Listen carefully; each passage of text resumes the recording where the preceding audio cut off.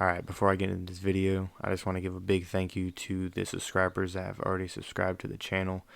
A lot of time and effort goes into making these videos, and it's very encouraging to see, that you guys, do like the content and that you guys want to be here for the long haul.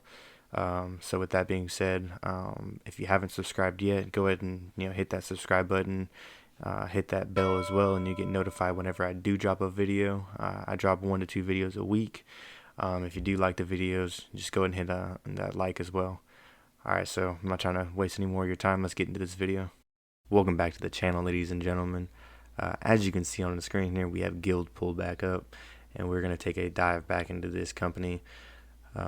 As we did last week, if you're following along, this is one of the stocks that I was playing into earnings, and we were correct that they did beat their estimated earnings. But the stock did not have the move that we are looking for, as it actually went down in price.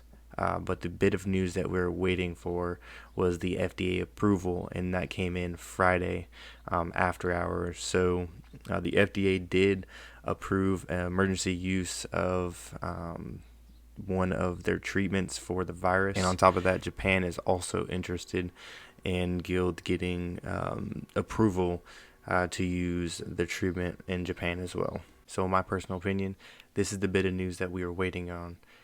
Gilead getting the emergency FDA approval should drive the price of this stock through the roof. And if you're holding on to those contracts from last week, playing through earnings, this could possibly be the 200-300% profits that you're looking for with this news alone. So with that being said, all the information stated in this video, just remember, I am not a financial expert. These are not recommendations on what you should do or how you should invest your money, but simply this is just me documenting what I'm doing with mine.